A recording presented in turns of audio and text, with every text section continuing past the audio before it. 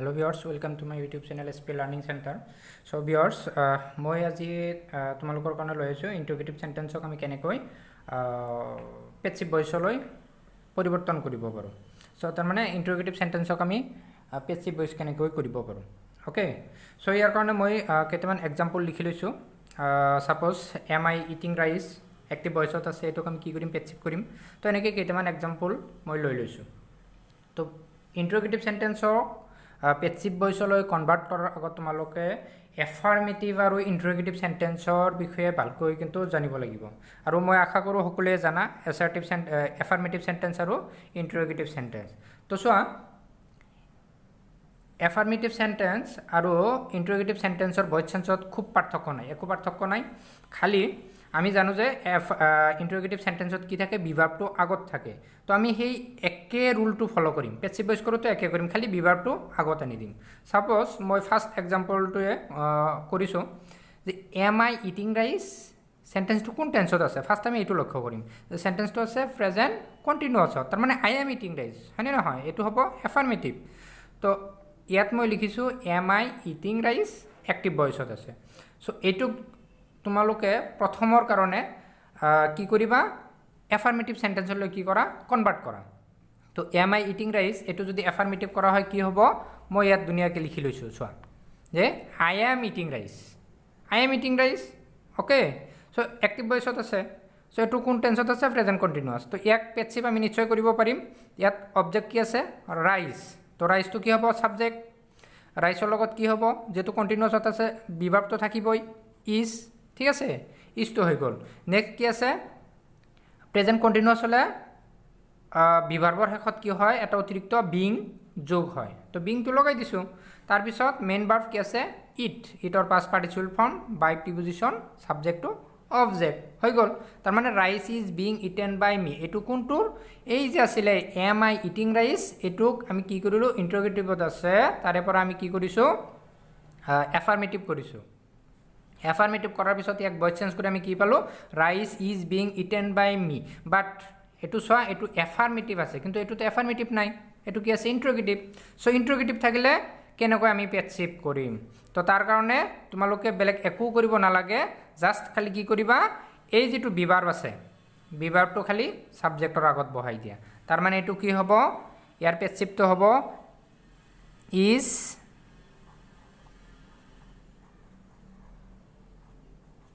rice being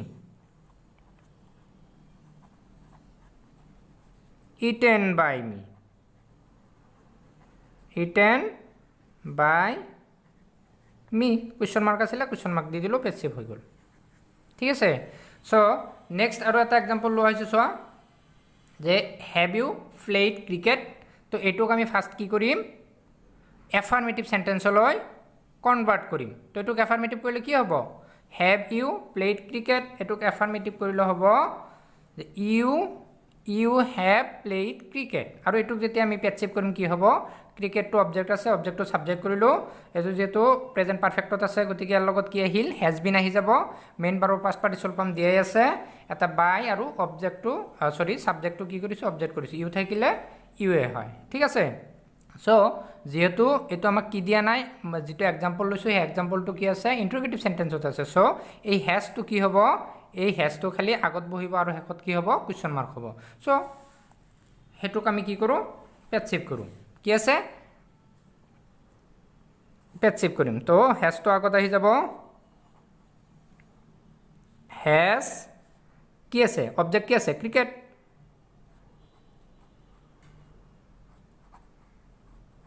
cricket bin played বাই কি আছে, U আছে নহয়, ইউ হ'ব।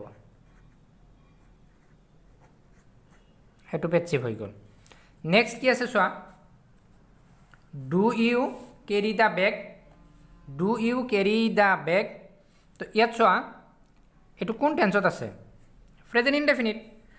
আৰু তোমালোকে ডু, ডিড, ডাজ এইকেইটা ব্যৱহাৰ নিশ্চয় জানা। যদি কোনোবাই নাজানা মোক জনাবা, মই ডু, ডাজ আৰু ডিড ব্যৱহাৰ কৰি আমি কেনেকৈ ইণ্টাৰগেটিভ কৰিব পাৰোঁ সেই ৰুলখিনি মই শিকাই দিম। ঠিক আছে।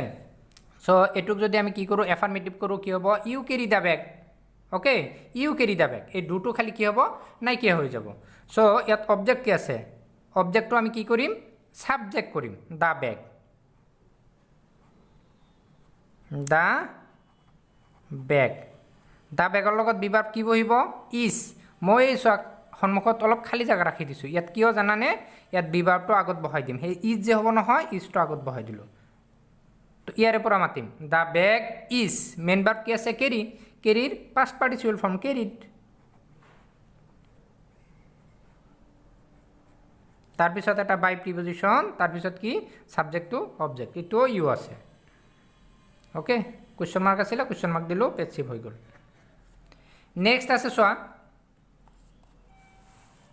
Did he bring the book did he bring the book তো এইটো পেছিভ কৰিলে কেনেকৈ হ'ব তো ফাৰ্ষ্ট আমি লক্ষ্য কৰিম ডিড আছে নহয় চ' এইটো কোন টেন্সত আছে ফাৰ্ষ্ট ইনডেফিনিট তো ইয়াত এইটোক যদি আমি এফাৰ্মেটিভ কৰোঁ তেতিয়া কি হ'ব he brought the book okay he brought the book তো অবজেক্টটো কি আছে দ্য বুক মই ইয়াত আগৰ নিচিনাকৈ অলপ খালী জাগা ৰাখি দিম কাৰণ ইয়াত বিভাৰ্বটো আগত বহাম এইটো ইণ্টাৰগেটিভ হ'ব নহয় দ্য বুকটো কি কৰিলোঁ লিখি ল'লোঁ অবজেক্টটো ছাবজেক্ট কৰিলোঁ ঠিক আছে চ' নেক্সট নিয়মটো কি আছিল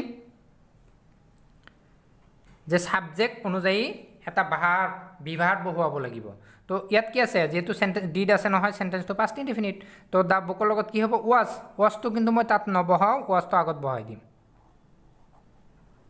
ৱাজ দ্য বুক এবাৰ কি আছে ব্ৰিং আছে নহয় ব্ৰিঙৰ পাষ্ট পাৰ্টিচিপল ফৰ্ম কি ব্ৰড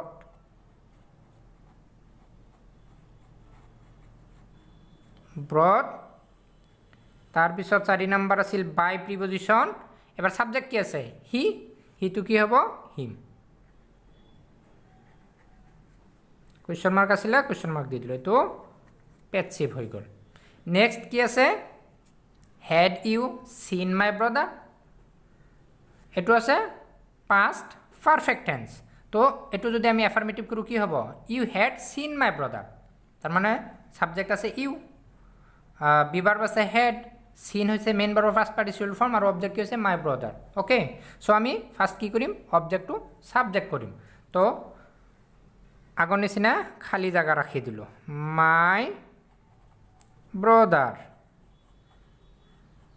অ'কে তো মাই ব্ৰদাৰৰ লগত ইয়াত পাষ্ট পাৰফেক্ট টেন্সত এটাই বিভাৰ্ব সেইটো হৈছে হেডৰ লগত কি আহিব বিন তো হেডটো এই খালী জাগা যে ৰাখি দিছোঁ ইয়াতে লিখি দিম কাৰণ এইটো আমি ইণ্টাৰগেটিভ চেণ্টেন্সক কি কৰি আছোঁ পেছিভ কৰি আছোঁ তো হেড মাই ব্ৰদাৰ তো হেডৰ পিছত আৰু এটা কি বহাব লাগিছিল বিনটো কিন্তু ছাবজেক্টৰ পিছত বহি যাব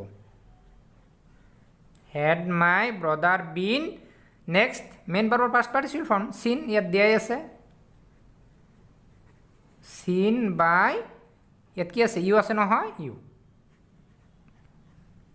পেছিভ হৈ গ'ল নেক্সট কি আৰু এটা এক্সাম্পল লৈছোঁ যে ডাজ হি মিট মি তো এইটো কোন টেন্সত আছে প্ৰেজেণ্ট ইনডেফিনিট তাৰমানে হি মিট মি অ'কে এইটো এফাৰ্মেটিভ আমি কৰি ল'ম হি মিট মি তো হি মিট মি হ'লে অবজেক্ট কি আছে মিটো কি হ'ব আই চ' সেইটো আই কৰি ল'লোঁ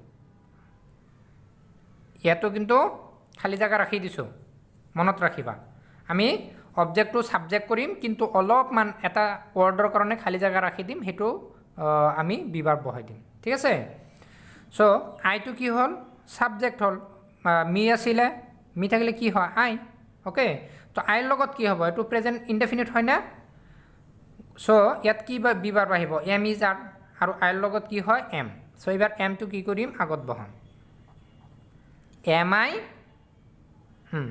তাৰপিছত মেইন ভাৰ্বৰ past participle form main verb কি আছে মিটৰ পাষ্ট পাৰ্টিচিপল ফৰ্ম কি মেড তাৰপিছত 4 নম্বৰ নিয়ম বাই প্ৰিপজিশ্যন 5 নম্বৰ কি সাবজেক্ট অবজেক্ট হি থাকিলে কি হয় হিম কুৱেশ্যন মাৰ্ক দি দিলোঁ হৈ গ'ল পেছিভ ঠিক আছে চ' নেক্সট আমি আলোচনা কৰিম তোমালোকক WH টাইপ কুৱেশ্যন কিছুমানে কিছুমান কি হয় ইণ্টাৰগেটিভ সেন্টেন্স গঠন হয় সাপোজ হো হুৱেৰ হোৱাট সেইখিনি বস্তু কেনেকৈ আমি পেছিভ ভইচ কৰিম তাৰে কেইটামান এক্সাম্পল ল'ম ঠিক আছে